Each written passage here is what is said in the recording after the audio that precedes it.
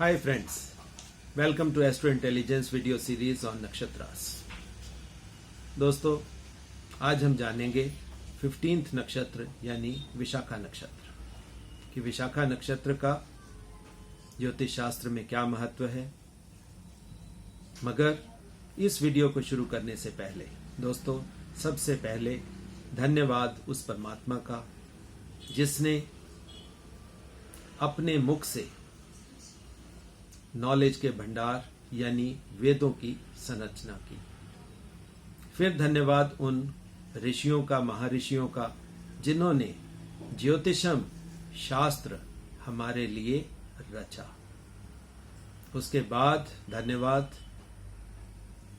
हमारे ancestor researchers का और फिर मॉडर्न डे रिसर्चर्स का, जिन्होंने उस एजुकेशन, उस नॉलेज में वैदिक शास्त्रों की मूलभूत चीजों को ना भूलते हुए उसी पैरामीटर्स को रख के जो एडिशंस करके हमें ज्योतिष शास्त्र हमारे सामने रखा, इस नॉलेज में बढ़ोतरी की, उनको भी दिल से बहुत बहुत धन्यवाद। दोस्तों, आज शुरू करते हैं 15th नक्षत्र यानी विशाखा नक्षत्र। सबसे पहले सेम वही रिक्वेस्ट, दोस्तों कागज पेन अपने पास रखा करें। कागज पेन अपने पास रखेंगे, जो पॉइंट्स मैं बताता जाता हूं वो पॉइंट्स आप नोट करते चलें। वो पॉइंट्स अगर आप याद रखेंगे तो आपको किसी भी नक्षत्र को डिकोड करने में आपको कोई परेशानी नहीं होगी।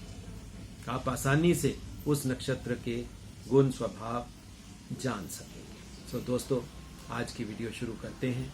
सबसे पहले आप नोट करें कि विशाखा नक्षत्र का डिस्टेंस कहां से शुरू होकर कहां तक जाता है। दोस्तों, ये पूरे 200 डिग्री से शुरू होकर 213.20 डिग्री तक इसका अधिपति क्षेत्र है, या इसका जो साम्राज्य है 200 डिग्री से शुरू होकर 213.20 डिग्री तक इसका साम्राज्य है। इसका पर्यायवाची नाम यानी सिनोनिम है, नोट कर लें, इंद्र अग्नि। इंद्र की अग्नि, इंद्राग्नि। अरबी में भी इसका एक नाम है, उसे अज जुबनान कहते हैं। दोस्तों, ये स्कॉर्पियो यानी वृश्चिक राशि का नक्षत्र है और वृश्चिक राशि के लॉर्ड को आप जानते ही हैं, वो है मंगल देवता। ये नक्षत्र ये 4 तारों से मिलकर यानी 4 स्टार कॉन्स्टेलेशन है और 4 तारों से मिलकर जो सिंबल इसके साथ एसोसिएट होता है वो तोरण द्वार यानी विजय स्तंभ। दोस्तों, विजय स्तंभ मैं आपको समझा दूं, विजय स्तंभ कैसी उसकी आकृति होती है। सिंपल एग्जांपल आप इंडिया गेट का ले लें, या आप किसी भी गांव शहर में जाएंगे, आपको द्वार बने हुए मिलेंगे, वो विजय द्वार है। जब भी पुराने समय में कोई राजा किसी भी जगह को जीतता था, वो अपना नाम लिखने के लिए उस नगर के बाहर विजय द्वार बनवा देता था। तो वही विजय द्वार या विजय स्तंभ ऋषियों द्वारा इस नक्षत्र के साथ एसोसिएटेड किए गए सिंबल है। यहां से एक बात बहुत आसानी से समझ आ सकती है कि इस नक्षत्र का कहीं ना कहीं विजय के साथ संबंध जरूर है। वो कैसे है, वो आप जैसे जैसे वीडियो आगे जाती जाएगी आप समझते जाएंगे कि इसका रिलेशन विक्ट्री के साथ कैसे है। आगे दोस्तों बात करते हैं कि इसके प्लैनेट लॉर्ड कौन से हैं। प्लैनेट लॉर्ड हैं जुपिटर, बृहस्पति, गुरु।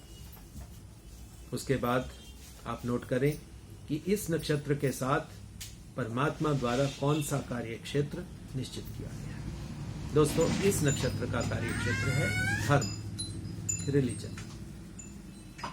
अब धर्म है तो नक्षत्र ये सात्विक हुआ, अच्छा नक्षत्र हुआ। अब दोस्तों बात कर लें कि इसके साथ गण कौन सा एसोसिएट किया। यहां पे दोस्तों थोड़ा कैच भी है। इसके साथ ऋषियों ने गण जो एसोसिएट किया वो एसोसिएट किया राक्षस, डेमन, डेविल।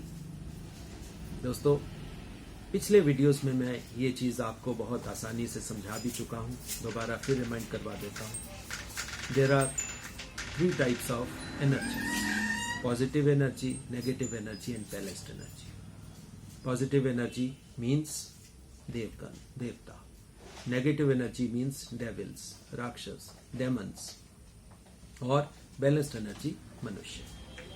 मगर इस नक्षत्र के साथ हालांकि एक तरफ धर्म एसोसिएटेड है, दूसरी तरफ राक्षस एसोसिएट किए गए.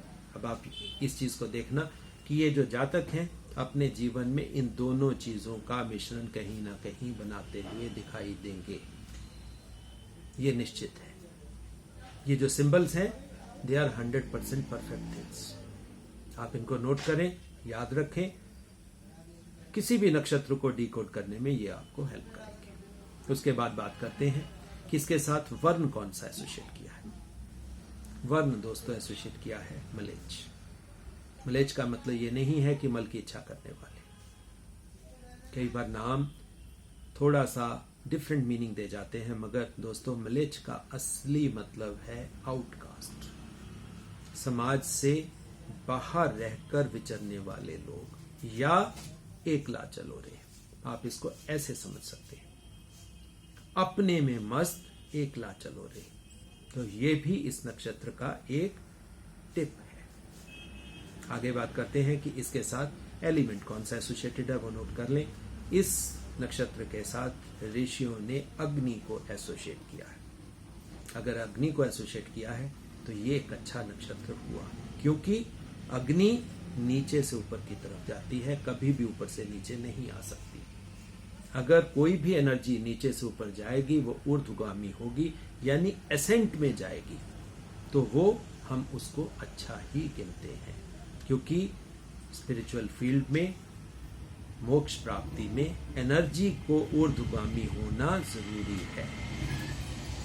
आगे बात कर लें कि ऋषियों ने परमात्मा के किस स्वरूप को इस नक्षत्र के साथ एसोसिएट किया. वो है ब्रह्मा, यानी निर्माण करने वाले, प्रजापति ब्रह्मा. 3 रूप हैं, ब्रह्मा, विष्णु, महेश. जन्म देने वाले, पालन करने वाले और संहार करने वाले. तो इस नक्षत्र में कहीं ना कहीं जातकों का संबंध निर्माण के साथ होगा, जन्म के साथ होगा. कैसे होगा वो डिटेल में आके आप समझ जाएंगे. अब नोट कर लें, इसके साथ एनिमल सिंबल कौन सा अटैच है. दोस्तों animal symbol again male tiger. दोस्तों मेल टाइगर का स्वभाव मैं आपको पिछली वीडियोस में भी बता चुका हूं.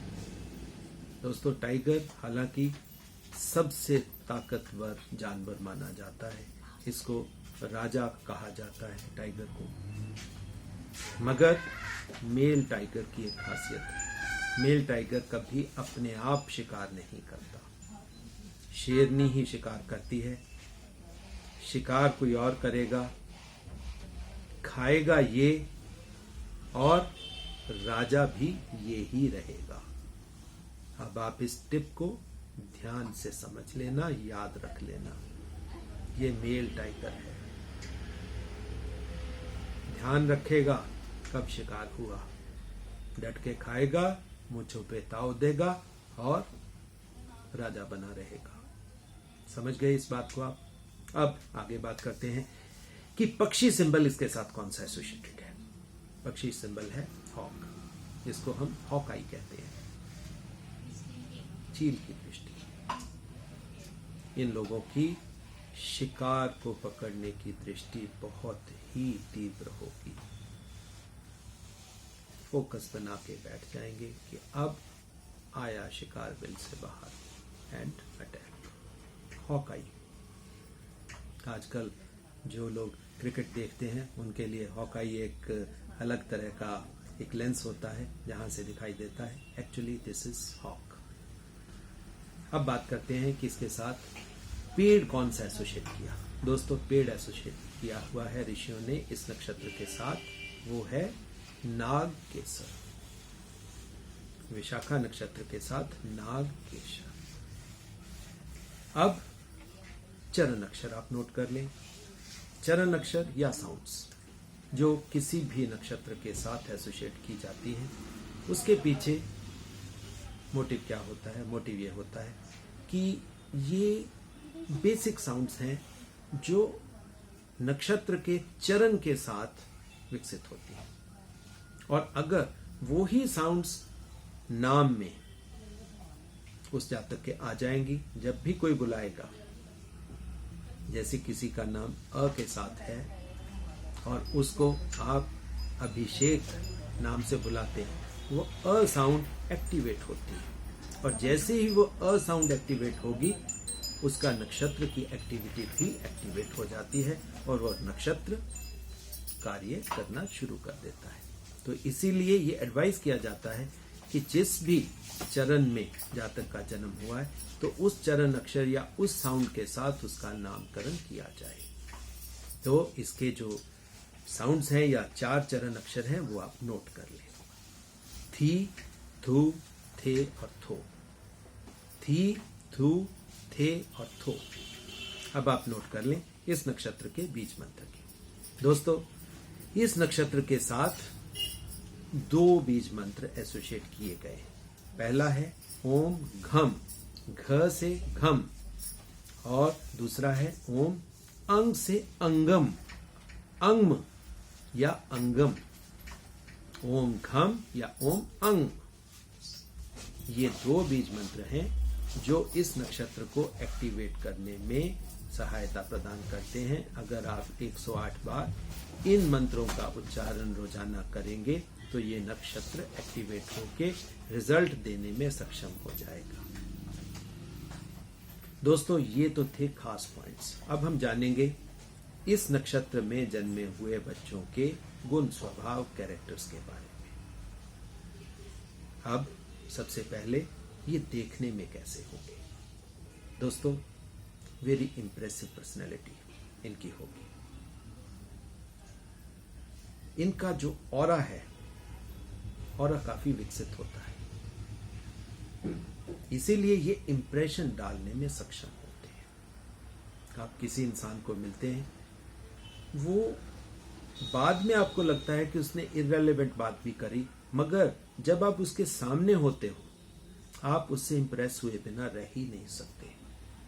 ये है किसी के भी इंप्रेसिव ऑरा का होना, और किसी भी इंसान का ऑरा अगर इंप्रेसिव है तो उसकी आधी लड़ाई तो उसी से वो जीत जाता है। और ये विशाखा नक्षत्र का एक बेसिक कैरेक्टर है कि इनकी जो पर्सनैलिटी है वो बहुत इंप्रेसिव पर्सनैलिटी है। इस नक्षत्र में जन्म लिए हुए बच्चे दे आर वेरी वाइज, बहुत बुद्धिमान होंगे, फुल ऑफ एनर्जी, इनका एनर्जी लेवल बहुत होगा, सच के पीछे चलने वाले होंगे, परमात्मा को मानने वाले होंगे। हालांकि परमात्मा को मानने वाले तो होंगे, मगर एक तरफ धर्म था, एक तरफ डेमन भी था। ये रूढ़िवादी चीजों को, रूटीन कल्चर्स को नहीं मानेंगे, पुरानी परंपराओं के साथ इन्हें ये अपने आप को रिलेट नहीं करेंगे, अटैच नहीं करेंगे। इनकी कोशिश होगी वो पुरानी चीजें हैं जी, छोड़ दो उनको, ये तो रूढ़िवादी बातें हैं, इनको छोड़ दो, हम तो अपने तरीके से जीवन जिएंगे। ये इस तरह के इंसान हैं। हालांकि जीवन में किसी का बुरा नहीं करेंगे, और ये भी एक्सपेक्ट करेंगे कि दूसरे भी इनके साथ सेम यही बिहेवियर दें, यानी इनका बुरा भी ना करें। अब ये लोग जो हैं, ये सत्य अहिंसा के पुजारी भी होंगे, धर्म को मानने वाले होंगे। इनकी जो कम्युनिकेशन है, यानी जो वाणी है, वेरी इफेक्टिव होगी। जब ये कुछ बोलेंगे तो सुनने वाले इनसे इम्प्रेस होंगे ही होंगे। इसीलिए इस नक्षत्र के जातकों को एडवाइस किया जाता है कि वो पॉलिटिक्स में आ जाएं, समाज का भला भी कर देंगे। जो उनके अंदर निहित ये जो खास कैरेक्टर्स हैं, इम्प्रेसिव पर्सनैलिटी, इम्प्रेसिव वाणी, ये लोगों को इम्प्रेस करने में सहाय होगी, और ये इलेक्शंस बहुत आसानी से जीत जाएंगे। वैसे ये किसी भी प्रोफेशन में जाएं, किसी भी ट्रेड में जाएं, किसी भी बिजनेस में जाएं, इस नक्षत्र के जातक आपको सक्सेसफुल ही मिलेंगे। या इवन जॉब में भी, ये बड़ी जॉब्स के ऊपर ही आपको मिलेंगे। और कोई भी कार्य ये करेंगे तो बहुत रिस्पॉन्सिबिलिटी लेकर। रिस्पॉन्सिबिलिटी के साथ इनका रिलेशन है, ये केयरलेस नहीं है, डेडिकेटेड है, पूरा हार्ड वर्किंग है, मेहनत से काम करने वाले हैं, डेडिकेशन से काम करने वाले हैं, इसीलिए ये रिजल्ट्स तो इनको मिलेंगे। अब ऐसे लोगों का फैमिली में कैसे रहेगा वो भी आप समझ लें। ये जो विशाखा नक्षत्र के जातक होंगे, इनको मदर के साथ इनकी अटैचमेंट नॉर्मली देखने को मिलेगी, मगर मदर का सुख इनको मिल पाएगा इसके बारे में सर्टेनिटी से कहना मुश्किल है। मदर के साथ डिस्टेंस बन सकता है, मदर के साथ बिछोड़ा मिल सकता है, यानी मदर की डेथ हो सकती है। हालांकि ये मदर के साथ अटैच होंगे, मगर मदर का जो सुख है, जिसको हम चौथे भाग से सुख भाग मतलब कहते हैं, वो मिलना थोड़ा सा मुश्किल है।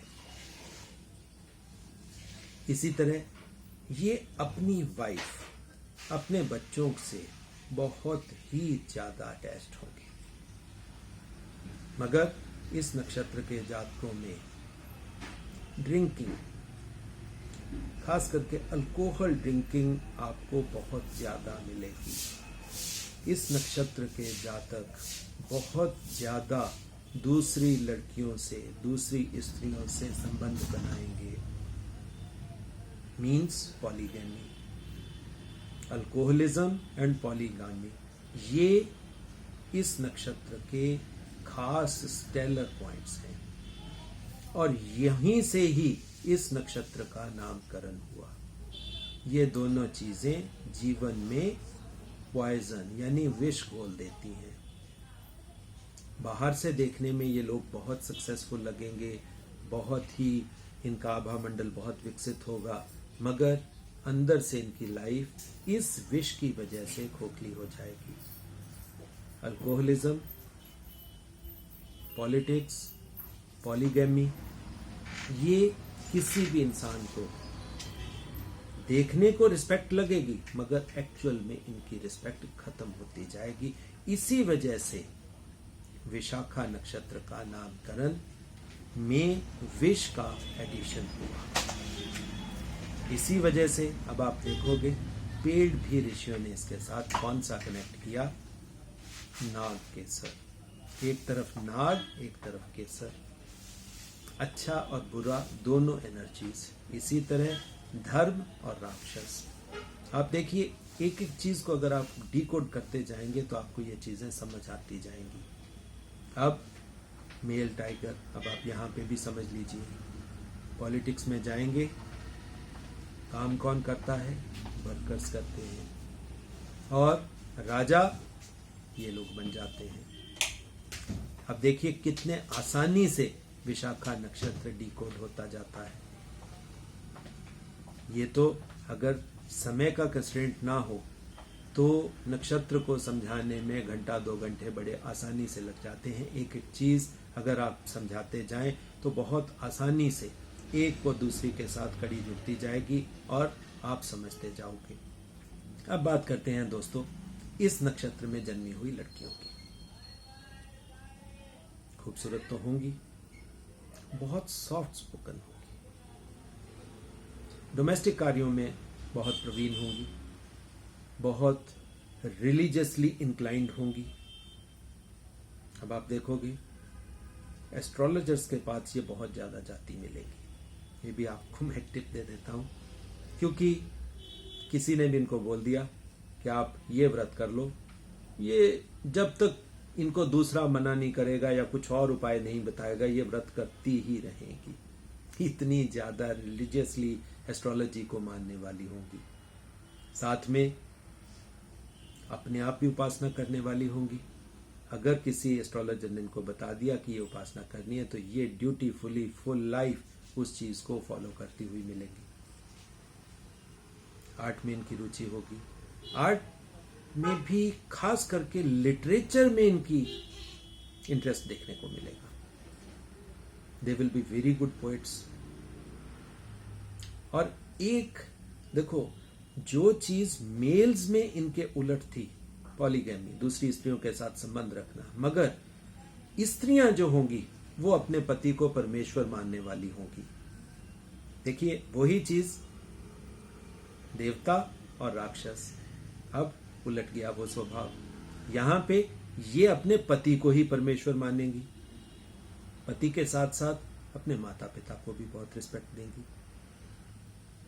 दोस्तों, ये खास खास कैरेक्टर्स होते हैं, और खास कैरेक्टर्स अगर आप याद रख लें तो कोई भी नक्षत्र समझना बहुत आसान हो जाता है। आप जीवन में विचर रहे हैं, जैसे ही कोई जातक बात करता है, आप समझ सकते हो कि ये कैरेक्टर्स इस नक्षत्र के साथ रिलेट कर रहे हैं। बहुत आसान हो जाता है। तभी आप देखोगे आजकल ये विधा थोड़ी खत्म होती जा रही है। पिछले टाइमों में जो लोग काफी मेडिटेशन करते थे, वो जैसे ही किसी को देखते थे या उसके साथ बात करते थे, तुरंत उसके बारे में बताना शुरू कर देते थे। ये ऐसे होगा, ये ऐसे होगा, ये ऐसे होगा, इसका नक्षत्र ये होगा, इसके गुण स्वभाव ये होंगे। दोस्तों, उस टाइम ये विधाएं बहुत विकसित थी। आजकल नक्षत्रों के ऊपर, क्योंकि ये थोड़ा डीप सब्जेक्ट है, मेहनत का सब्जेक्ट है, और आजकल के लोग मेहनत थोड़ा कम करना चाहते हैं, शॉर्टकट में बिलीव करते हैं कि फटाफट वीडियोस देखी, थोड़ा सा पढ़ा, एक आध सर्टिफिकेट मिल गया और ज्योतिषाचार्य बन गए। तो दोस्तों, नक्षत्रों की दुनिया इतनी आसान नहीं है। हालांकि मैं प्रयत्न करता हूं कि आपको मैं इसको समझा दूं, बहुत आसानी से नक्षत्रों के बारे में बता दूं। अब आप इसके चारों चरण नोट कर लें। फर्स्ट चरण के लॉर्ड हैं मंगल, दूसरे चरण के लॉर्ड हैं शुक्र, तीसरे चरण के लॉर्ड हैं बुध, चौथे चरण के लॉर्ड हैं चंद्रमा। तो दोस्तों, आशा करता हूं कि विशाखा नक्षत्र के बारे में आप डिटेल में काफ़ी चीज़ें जान गए होंगे, और ये जानकारी आपको आगे प्रेडिक्ट करने में हेल्पफुल होगी। धन्यवाद।